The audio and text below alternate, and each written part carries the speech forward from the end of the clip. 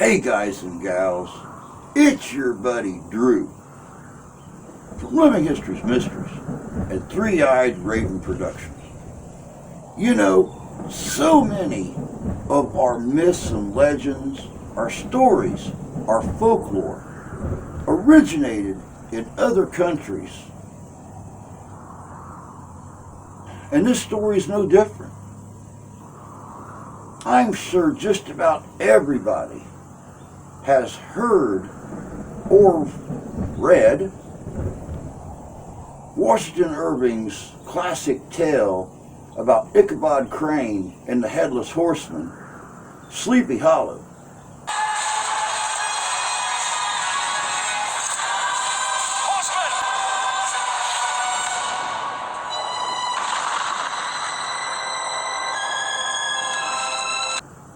But what if I told you that it didn't originate here in America? There's been a legend, a very frightening piece of folklore in Ireland since the 800s, the 9th century, the Middle Ages. It's the story of the Dullahan, their headless horseman. Much unlike the banshee, who lets out her scream as a warning that something bad is going to happen, the Dubhlachan is a lot like the angel of death. And when he arises and he hunts for that soul, he don't return until he gets it. But I'm not going to go into a lot of detail about this. I'm going to let you guys check this out. This took a lot of research to find this information. This is good.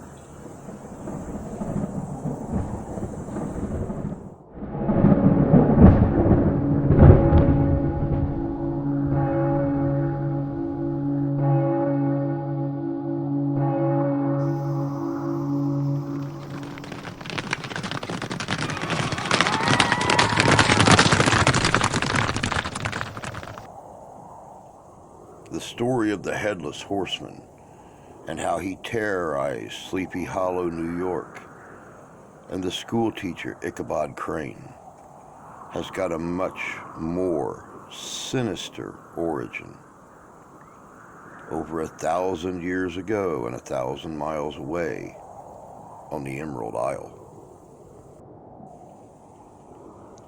The story of a decapitated rider who carries his own head pops up in several European traditions. From the stories of Gawain and the Green Knight to the stories of the Brothers Grimm, the Dullahan is one of the most fascinating folklores to come out of Ireland. In Celtic mythology, this entity was a malevolent angel of death that lived only in the darker regions of their stories. The Dullahans were headless beings, and wherever one stopped, a mortal was meant to die.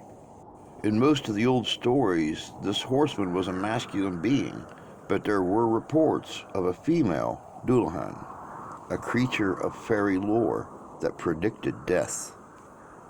This folkloric figure was always identified as riding a single black horse who had lost its own head, or being the driver of a dark carriage.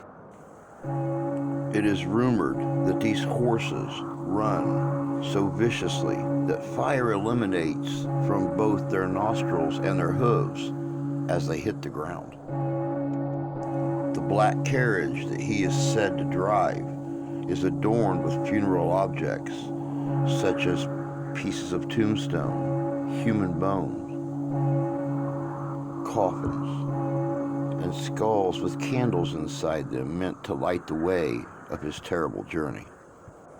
He is said to wear a long black cloak that flows behind him as he rides across the lands, while holding his severed head high in the sky to spot the souls he intends to take. The head of the Dullahan is said to be a terrible sight in itself, covered in rotting flesh, his mouth pursed into a very tight grin as if taking joy in taking the souls from others.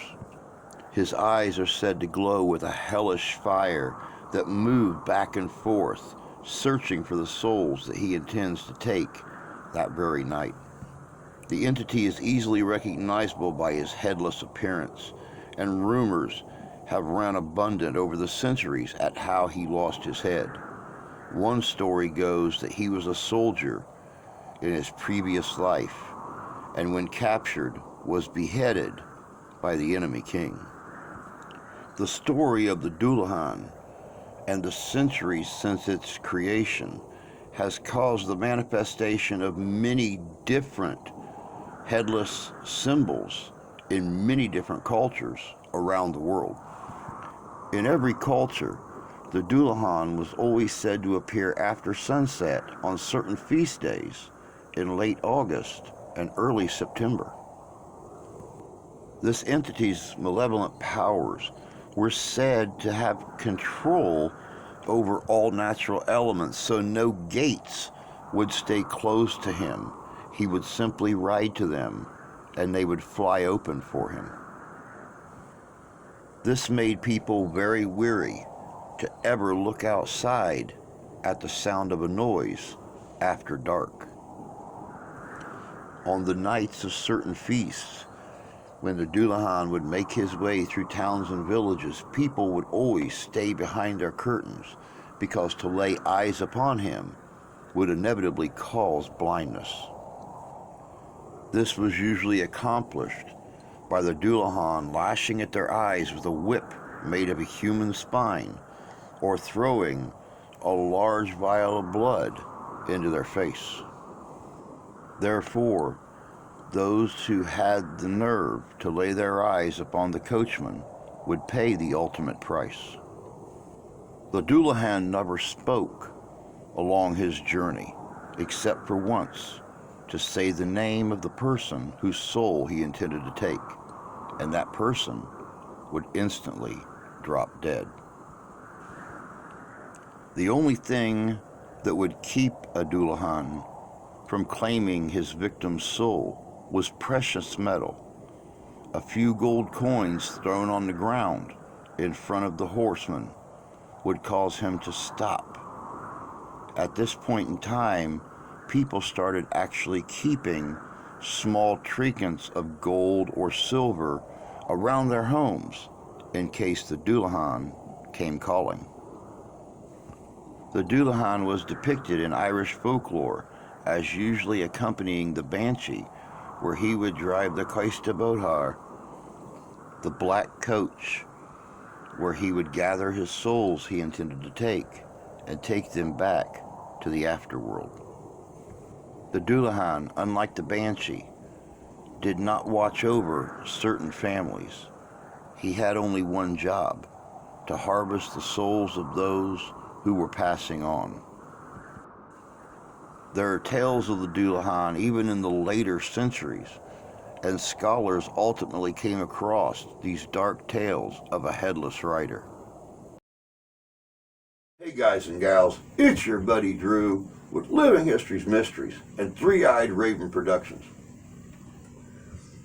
I know it's been a while since I mentioned it, but one thing we like to do here at the channel is to help others get their channels built up, get them promoted,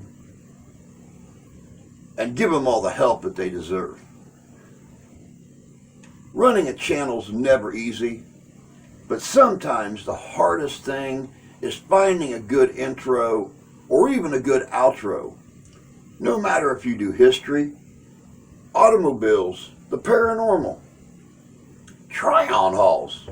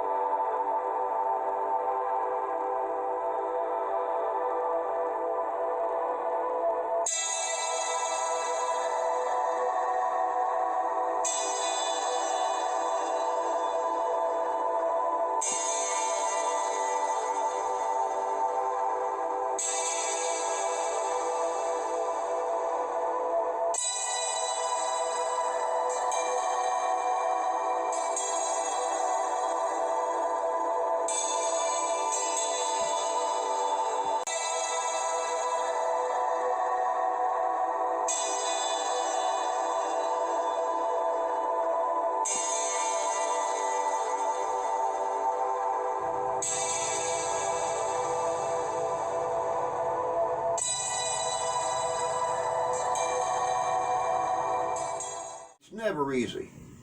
Sometimes you're great at filming, but you're not all that good at the little things that help to spice up a channel.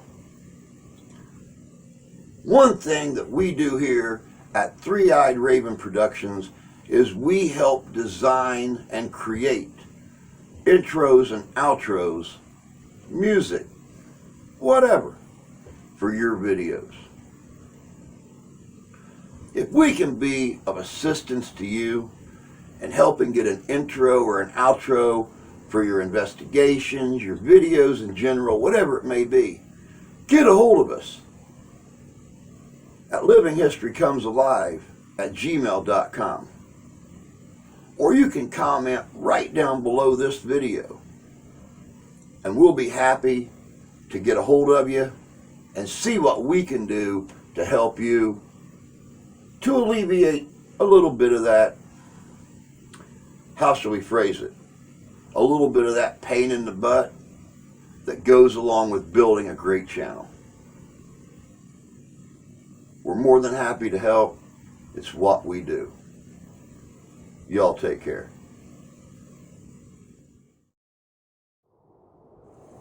Historian and author Thomas Johnson Westrop made reference to the Dullahan in his book, A History of County Clare. On the night of December 11th, 1876, a servant of the McNamaras was going for his rounds at Ennistimon. In the dark, he heard the rumbling of wheels on the back avenue, and knowing from the hour and place that no mortal vehicle, he concluded that it was the death coach and ran on. Opening the gate before it, he had just enough time to open the third gate and throw himself face down on the cobblestone on the ground in fear before he heard the coach go clanking past. It did not stop at the house but passed on, and the sound died away. On the following day, Admiral Sir Burton McNamara died in London. The longest living iteration of the Dullahan must be that of the headless horseman from the Gothic American tale Sleepy Hollow by American author Washington Irving. In this iteration of the tale, the Dullahan takes on the role of a Hessian soldier captured during the American Revolution and was decapitated by American troops. The horseman would arise every year during Halloween to try to find his head. Irving was an American-born author whose family came from Cornwall, and the story of Sleepy Hollow was written as he toured the English countryside. So it's very fascinating to see how the Celtic origins of this tale were introduced to America even back then.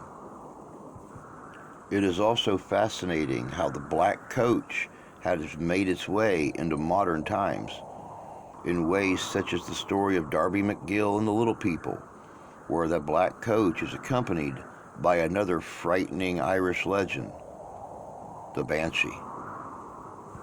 In that story, the black coach is seen floating through the air to take Darby's daughter to the land of the dead. The Dullahan was also found in a string of German stories, such as those of the Brothers Grimm. In those stories, they speak of a headless horseman who blows a horn to warn hunters not to go out after dark, or evil will befall them the next day.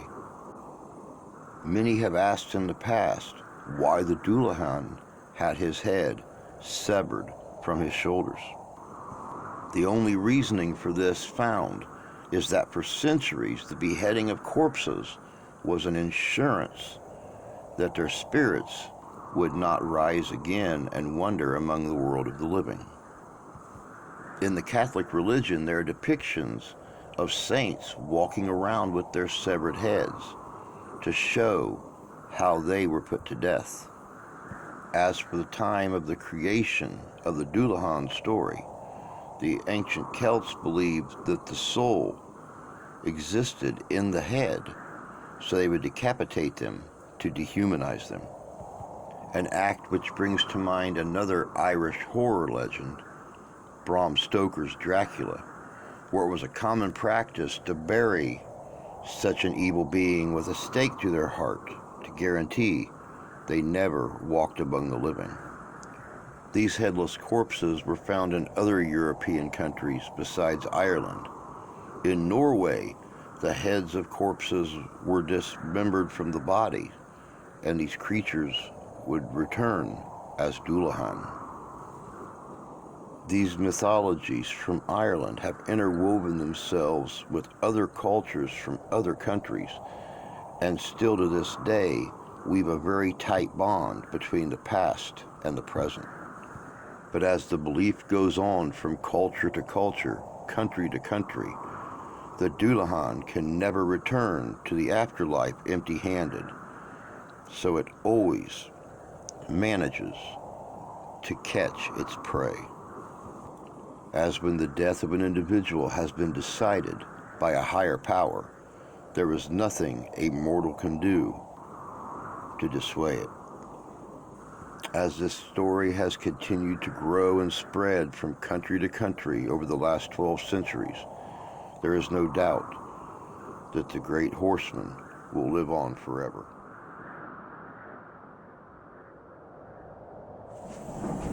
Welcome back. It's like I said in the beginning. The Dullahan has been around since the 9th century, the Middle Ages, and there have been several hundred reported cases of hearing the footsteps, the haunting screams from the horse, or the clack of the wagon wheels. What do we make of it? Is it just a fable? Is it just people seeking recognition for finally seeing or hearing or proving the existence of the angel of death? Is it just like the banshee, where people know that a family member or a friend is soon to pass on and their mind takes over? Who knows? All I know is that I'm loving getting in to Irish heritage and the folk tales and the stories during Irish American Heritage Month here on the channel. Does this stuff frighten me? In a sense it does, because there's no way of knowing just how true it is. But that's all I got for you guys today. As always, take care of yourselves. Take care of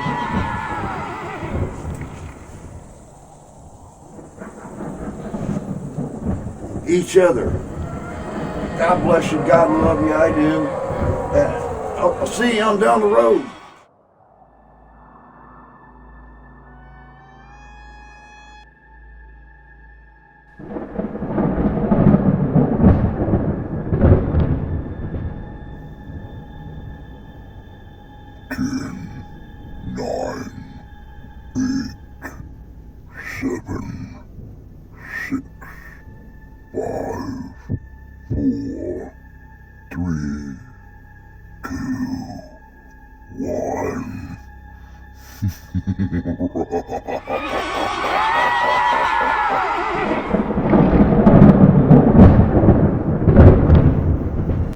Backed by popular demand, the first Ghostorama of 2023 is happening Saturday, June 3rd at the Eden Springs Park, 793 M139 in Benton Harbor, Michigan. There'll be paranormal groups, Ghostbusters, spooky vendors, live local bands, an after-hours ghost tour, a killer car show, food trucks, disc jockey, and much, much more. It's all happening June 3rd, 2023 at Eden Springs Park at 793 M139 in Benton Harbor, Michigan. Check out the free outdoor market from 1 to 7 and the after hours ghost tour from 9 to 11 p.m. From the legendary Sea of David religious encampment. It's all happening June 3rd, 2023 at Eden Springs Park in Benton Harbor, Michigan. Be there, or, well, you know.